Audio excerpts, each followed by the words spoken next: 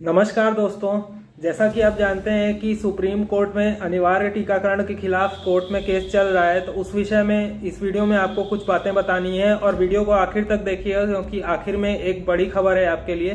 तो वीडियो को शुरू करने से पहले मैं आपको ये भी बताना चाहता हूँ कि डिस्क्रिप्शन में मैंने अपने चैनल का भी लिंक दिया है, जहाँ पर आपको मेरे वीडियो इस चैनल पर अपलोड करने से कुछ दिनों पहले मिल जाएंगे। और वहाँ पर क्योंकि आपके कमेंट के मेरे को नोटिफिकेशन भी आएंगे तो मैं आपको वहाँ पर रिप्लाई भी कर पाऊँगा।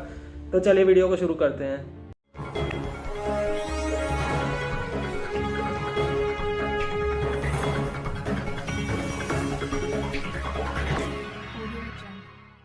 अभी 13 दिसंबर को सुप्रीम कोर्ट में एडवोकेट प्रशांत भूषण जी की एक पीआईएल है अनिवार्य टीकाकरण के खिलाफ।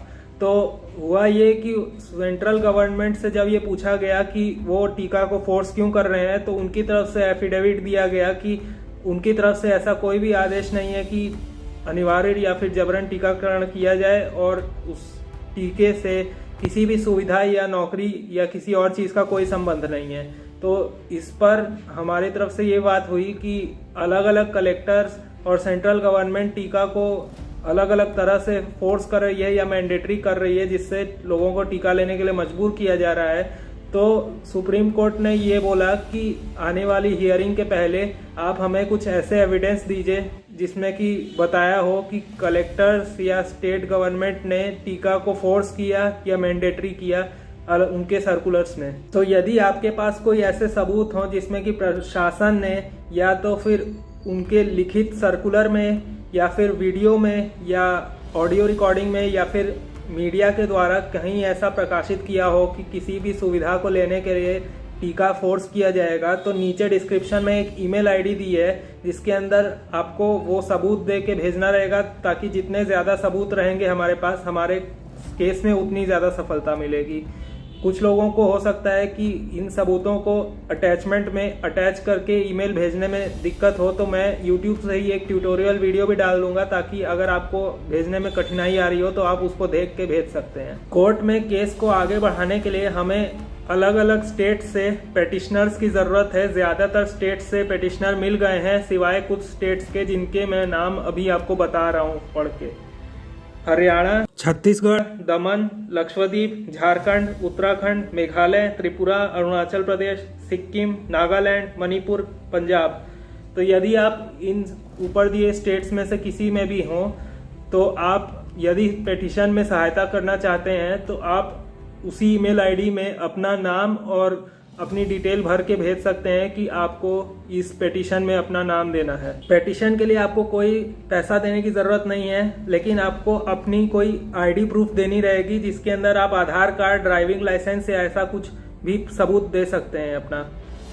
अब कुछ लोगों को ये ईमेल आईडी भेजने में अभी भी दिक्कत आ रही होगी, तो उनके लिए मैंने एक टेलीग्राम ग्रुप भी बनाया है जिसके अंदर यदि आपको ईमेल भेजने में परेशानी हो तो वहां पर आप जुड़ के अपना वो सबूत दे सकते हैं।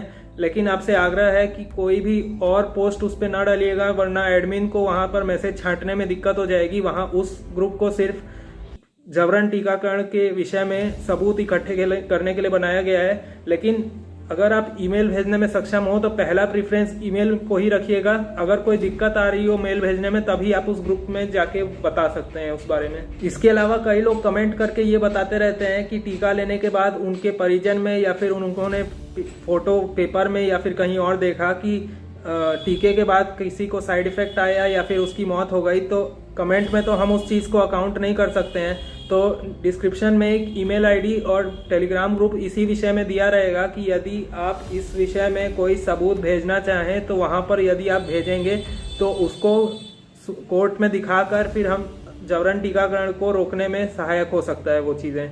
लेकिन उस विषय में आपको जिसने भी टीका लिया हो उसके कोई प्रमाण, जैसे उसका टीके का सर्टिफिकेट या उसकी टीका लिया हुआ है कि सोशल मीडिया पे यदि कोई फोटो मिल जाए और साथ में उसकी एडवर्स रिएक्शन की रिपोर्ट या फिर मौत की रिपोर्ट भेजेंगे, तब फिर उसको अकाउंट किया जाएगा। उस ग्रुप में भी कोई और मैसेज मत भेजिएगा, वरना वहां पर एडमिन को मैसेज छांटने में दिक्कत हो जाएगी और वो ग्रुप सिर्फ उसी काम के लिए बनाया गया है। अगली खबर की बात करें तो भारत के chief of defence staff general Bipin Rawat की हाल ही में हेलीकॉप्टर क्रैश होने के कारण मौत हो गई और उनके साथ ही सवार भी सब उसके साथ ही घायल हुए या फिर उनकी भी मौत हो गई। अब यहाँ पर पक्का तो नहीं कह सकते, लेकिन ऐसा हो भी सकता है कि उनको षड्यंत्र के जरिए मारा गया हो, क्योंकि ऐसा बताया जा रहा है कि जो हेलीकॉप्टर उनका क्रैश हुआ वो लेटेस्ट टेक्नोलॉजी का था और ड्राइवर भी बहुत ही एक्सपीरियंस ड्राइवर था।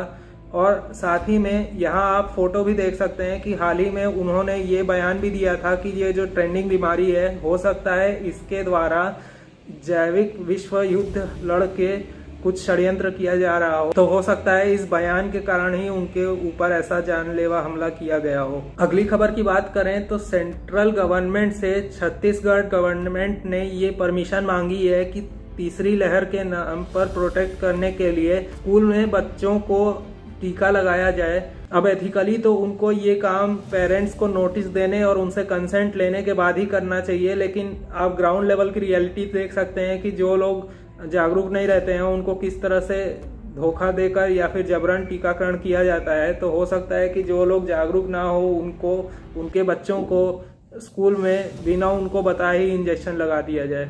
हो सकता है कि हमें बच्चों के अंदर एडवर्स रिएक्शन बड़ों के कंपैरिजन में जल्दी और ज़्यादा देखने को मिले, क्योंकि बच्चों की इम्यूनिटी बहुत एक्टिव होती है। इसी के कारण अभी की ट्रेंडिंग बीमारी ने बच्चों को ज़्यादा परेशान नहीं किया, लेकिन जब टीका लगेगा उनको तो टीके से ऑटो इम्यून रिएक्शन भी सबसे ज़्यादा बच्चों को आने को दिख सकता है। अगली सबसे बड़ी खबर की बात करें तो अभी आदर पूनावाला सीरम इंस्टीट्यूट टीका कंपनी के मालिक ने एनडीटीवी के इंटरव्यू में ये बयान दिया है कि इस ट्रेंडिंग बीमारी के नए नए वेरिएंट आने की वजह से हो सकता है कि हमें अगले 10 साल तक हर साल 1 से 2 बूस्टर डोज लेनी पड़ जाए। अब इस बारे में तो हमें पहले से ही अंदाजा था, क्योंकि डॉक्टर बीआरसी ने भी बताया था कि ये जो ट्रेंडिंग बीमारी का वायरस है ये आरएनए रेस्पिरेटरी इन्फ्लुएंजा वायरस है, जो कि बहुत जल्दी म्यूटेट करता है। तो इसके जब नए वेरिएंट आएंगे तो पहले वाले टीके फिर नए म्यूटेशन को झेलने के लिए प्रभावी नहीं होंगे, तो पहले वाले टीके नए वेरिएंट के लिए विफल हो सकते हैं। लेकिन इस बारे में अगर हम हेल्थ की बात करें तो वेरिएंट और स्ट्रेन्स वगैरह का ऐसा नहीं होता है कि नया वेरिएंट आ गया तो उसके लिए इम्यून सिस्टम बिल्कुल ही तैयार नहीं रहता है। इम्यून सिस्टम एक तरह के वायरस के लिए यदि एंटीबॉडी बना लिया तो आपके हेल्थ अगर अच्छी हो तो आपको नए वेरिएंट भी फिर परेशान नहीं करेंगे उतना जल्दी। अब यहाँ खास बात यह है कि हम देख सकते हैं कि एक तरफ तो हम इतने सारे केस कर रहे हैं इन लोगों पर, और दूसरी तरफ ये लगातार अपने कदम आगे बढ़ाते जा रहे हैं जैसे कि इनको कुछ फर्क ही ना पड़ रहा हो। तो इस बारे में भी आप अपनी राय दे सकते हैं कि वास्तव में क्या इन लोगों के ऊपर हम किसी भी तरह से जीत नहीं सकते हैं, या फिर ये लोग जीते जाने का दिखावा कर रहे हैं हमारे मोरल डाउन करने के लिए। इस बारे में कमेंट में अपनी राय दीजिएगा। तो चलिए मिलते हैं अगली वीडियो के साथ, तब तक अपना ख्याल रखिए। जय हिंद।